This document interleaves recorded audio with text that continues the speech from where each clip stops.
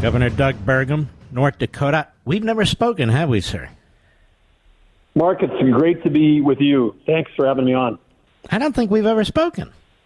Come to think of it. I think it's the first time, and I'm excited. Me too. You're doing a great job out there. Now, Doug Burgum, one of the big issues in this country is energy. The ideologues who are running our country apparently don't like energy. They talk about wind and water and electricity, but they're destroying all those things that are used to produce electricity. Where are we headed with this crowd? Well, I think we're living through a period of climate extremism because it's the only way you can make sense of policies that are inflationary. They drive up costs for Americans at home. They hurt our ability to build entire new industries like artificial intelligence, where we need more power. And then, of course, when you're trying to shut down or kill the U.S. energy industry, it doesn't reduce demand. It just reduces supply. So that drives the price up. Electricity's up 30% under Joe Biden. Gas prices are up, as everybody knows. But the worst part about all of this is it erodes our national security because the Biden energy policies are the things that are empowering and funding the two countries that we're in proxy wars with. Russia and Iran are both have got record oil revenue coming in because of the Swiss cheese-like sanctions we have. And so it's other than being bad for U.S. Consumers, bad for U.S. competitiveness, bad for our future economic growth, and really helpful to our enemies. Other than that, it seems like they've got great energy policies. I'm being a little sarcastic, but it's like you can't even figure out who's writing the Biden energy policy because it hurts America and helps our adversaries. Now, Doug Burgum, they're pushing everything towards this electrical grid. The electrical grid is not expanding. Matter of fact, it's got some hiccups here and there. Aren't they dragging our country towards sort of a California system, or even worse, brownouts and blackouts, because our electrical grid simply can't handle what these people are trying to do?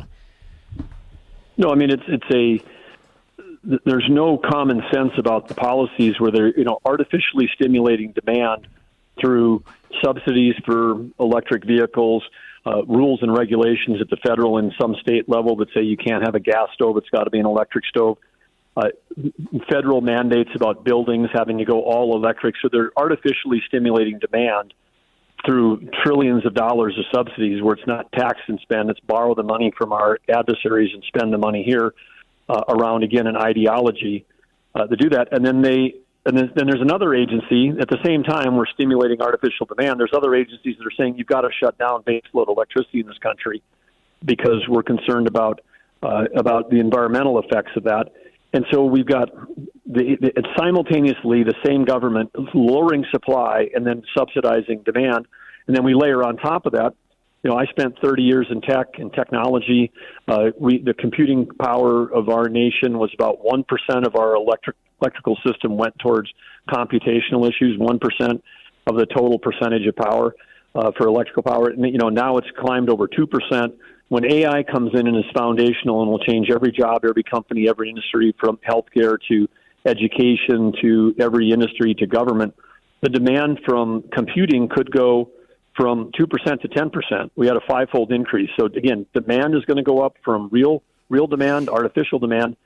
Meanwhile, Biden administration says, hey, let's have 500,000 EV charging stations. We need those. Of course, back in the 20s and 30s, this nation created over 300,000 gas stations without one dime of federal assistance. The market came in and did that. So now we've got these incredible, trillions of dollars of costs associated around this green fantasy that they're pursuing. And I say it's a fantasy because if you're going to go all electric, we're buying all the batteries from China, and China controls 5% of the rare earth minerals, and they're the world's largest polluter, and they're opening up a coal plant, 2 to 4 a month. They have 240 in the permit line. So you add all that up, and we are heading towards Biden brownouts and blackouts as early as 2025. There'll be less supply. There'll be more demand. Our grid won't be able to handle it. You can't get a transmission line permitted in this country. It's basically a self-made disaster thanks to the current Biden administration approaches. And, of course, the alternative, President Trump, who is campaigns regularly that he's going to solve all these issues and stop us on this economic and energy martyrdom that the Democrats have us on. So just from a pedestrian point of view, my point of view, at least two things will happen. Number one, they will impoverish the country because energy is at the center of everything. They will impoverish the country. And number two, they'll create this man-made economic pandemic, and they will empower government and the police state. Do I have that about right, those two issues? Well, you do, and certainly on the step one, the impoverishment's already happening because we've got higher gas prices, higher electrical prices, and of course, who did that hurt the most? It hurts the working poor. It hurts those people that have to commute, can't afford a house close to where they have a job. It's drives up the cost of everything. There's an energy component. I mean, if your listeners, Mark, the millions there are that are listening, I mean, look around, look at the carpet around you. If you're in a car, look at your home. Everything around you, every product that you can see with your eyes right now, listening to the show, has got an energy component. Mm-hmm. So when the Biden administration drives energy costs up, it raises the price of everything. So the impoverishment is absolutely happening. And of course, Mark, you understand how markets work and how the opposition thinks here, which is when they have a crisis, they're going to solve it with more regulation, not less. So they will come in with federal solutions to try to, quote, solve the issue, and we need innovation, not regulation, to solve this problem.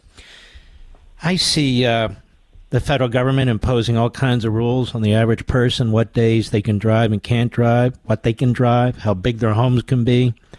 I see monitoring of the mileage people take, all in the name of, the community and what's right. And we saw how quickly this occurred in 2020, and I just can't imagine that we'd be able to stop them in any effective way if they start putting out these mandates, because basically what they're trying to control here, Governor, is us, we the individual, from prospering, correct? Absolutely. And you have to look no further to places like California to see the future, where they were floating ideas in their legislature where they would charge more for electricity for a home on a block where the income levels were higher. Well, that would involve such an invasion of privacy. So you'd have to go down the block. PG&E would have to figure out who on that block has got higher reported dual income living in that household, and then charge them more. Well, I mean, of course, that makes no sense at about 100 different levels, but I guess the same thing. It's, then like, hey, when you go to the grocery store, you're going to have to show a card that shows your income levels, and you got to pay more for bananas and milk and bread than someone else. So they think they can outsmart markets. They can't. And they're creating, again, as you say, a state of affairs that would be, I just view it as economic or energy martyrdom in terms of what they'd be doing for our country. We're here with Governor Doug Burgum of North Dakota. Governor, you spent most of your life in business, creating businesses, expanding businesses, developing businesses. Then you decided to get into politics. Tell the American people a little bit about yourself. Well, thank you, Mark. Yeah, no, I grew up in North Dakota in a small town. There, I grew up like a lot of kids in North Dakota. Every job I had all the way through college was a job where I took a shower at the end of the day, not at the beginning of the day, working on farm, ranch, even worked as a chimney sweep to help pay my way through college, worked construction, worked at the local grain elevator. My dad was a World War II Navy vet, fabulous guy.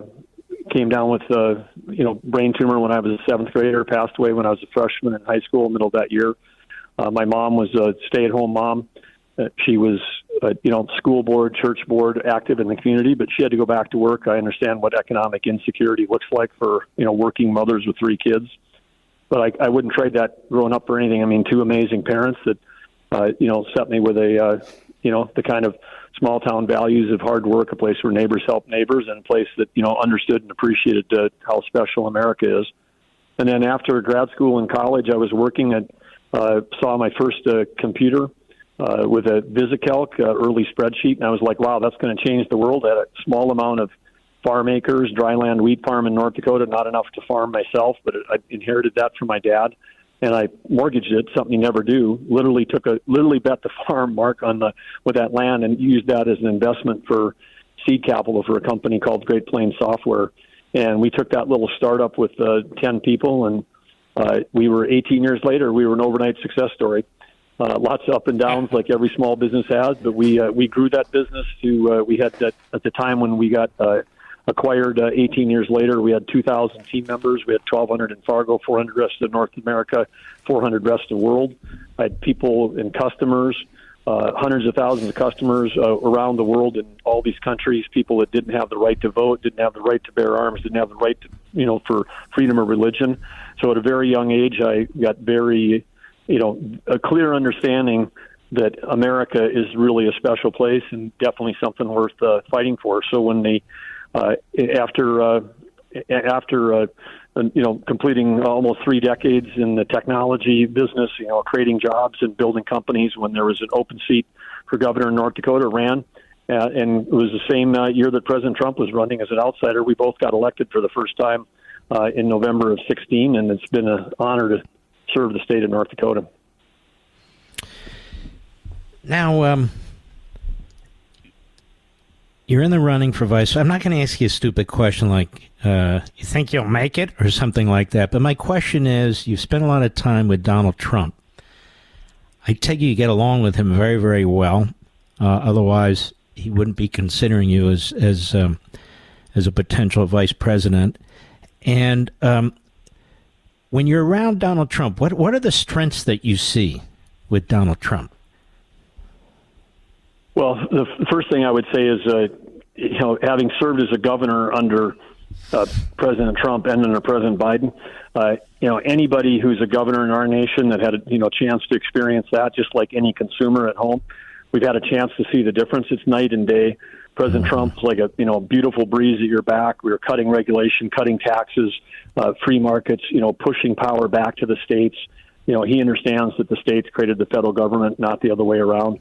And that was fantastic. The collaboration with the administration, supporting us as a state, supporting innovation as the solution to our challenges, creating jobs, doing all the things he was doing. And then now, under Biden, life. I have the same job description. I'm still the governor of North Dakota, but all we do now is hire lawyers and sue the federal government. We're fighting over 30 different federal rule mandates to try to do that. So part of why we're out, the First Lady and I, campaigning and supporting President Trump is because it's the best thing for North Dakota. It's the best thing for our country. It's the best thing for our working people.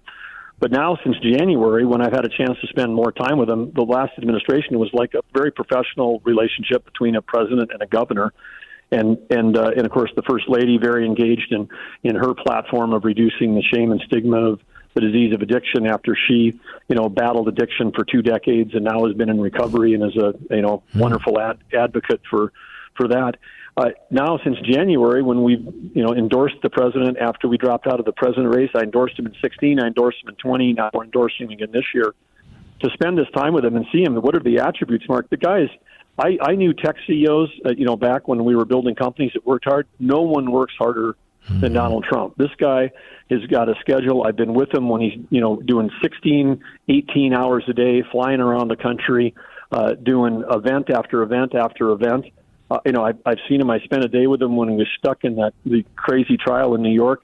And then from there, he went to, meet with the prime minister of another country. And then he went to have a roundtable. Then he went to a fundraiser. And then after the fundraiser, he was making phone calls to business leaders and others around the world, then gets up and does the thing. I don't know when the guy sleeps, but he is incredible in how hard he works. He listens. He's curious. He's everything that they don't tell you on the news. If every American could see what I've seen of him up close right now and the depth of his caring and how he cares for the forgotten man, the forgotten woman in this country, this election would be over right now. Well, Governor, I have to tell you, you're very impressive. We've never talked before. I can see why President Trump finds you impressive as well. I think your knowledge on business is very, very good. You're obviously a capitalist, which I am too, and you understand the energy industry and development and investment and capital, all these things that the Biden administration doesn't give a damn about. There's a difference between building an economy based on ideology, which is a disaster, and building an economy based on individual liberty and capitalism, which is what creates wealth and has for this country. And I just want to say, we really are at a loggerheads, whether it's the economy, whether it's the border, whether it's our constitutional system. All these issues are on the line in this election. And do you think enough Americans, as you travel the country and so forth, and in your state of North Dakota, do you think enough Americans really understand so much is on the line this election? I wish I could say that we were safely in the zone where everybody understood the consequences of this. I think that there's enormous support. I mean, whether I'm at the rally at Wildwood with 100,000 plus people, someone asked me the demographic of the people that were out there cheering on President Trump, and whether it's there or whether it's in Nevada, whether it's in Arizona, whether it's in Minnesota, I've been all these places with them, in California even. The people that are showing up are job creators and working families. That's who's showing up. It's people, they understand it. But in our nation right now, to win an election, we don't not only need every Republican, so that's why it's exciting to see that the President Trump in D.C. yesterday consolidating the Republican Party, the RNC, everybody getting on one page. Our opposition has always held together, even through their differences. But now we're getting that part organized. But we've got to get independents, because there aren't enough Republicans to elect a president. We've got to get we've got to get everybody there that understands that. And the good news is that President Trump's winning across every demographic, because inflation hits everybody. It hits everybody in it doesn't matter whether you're a Republican, Independent, or Democrat, you're getting hit by inflation. You're getting hit by higher electric prices. You're getting hit by higher food prices. And I think that's a wake-up call for everything that you've said, Mark, about, they can't, the Soviet Union proved back in 1989 that you can't at a federal level, organize and run an economy. And our economy is over 20 times larger than what the Soviet economy was back then. So they couldn't organize a small economy. We can't organize the largest economy in the world through a bunch of rules and regulations. We've got to have free markets. We've got to have freedom for individuals. We've got to have flows of capital and labor that allow innovation to occur. Innovation has always been at the heart of American greatness, and we can thrive again, but only if we have someone like President Trump, who's a business guy who understands that. President Trump has created more jobs than Joe Biden and Vice President Harris combined, because I think the answer between the two of them might be zero in terms of job creation. And I don't think anybody should be president of this country unless they've actually worked and signed the front of a paycheck and not just the back of one. Yeah, you're right. Those two have been on the government payroll their entire lives. Well, Governor, we appreciate it very much. We hope you'll come back, and good luck, and be safe out there. Well, would love to come back, Mark. And again, thank you for everything that you do, because listening to you, helping explain the connection between our constitutional freedoms, our economy, the prosperity and the safety of our nation, you tell it in a way where Americans understand it. And I just want to say grateful for you. It's been great listening over the years and fun to be on your show for the first time. Well, that's very, very kind of you, sir. I appreciate it. God bless you. And we definitely want you to come back. Likewise. Same to you. Right. Thank you, Mark. Take care of yourself. Doug Burgum. Boy, he's impressive, Mr. Producer.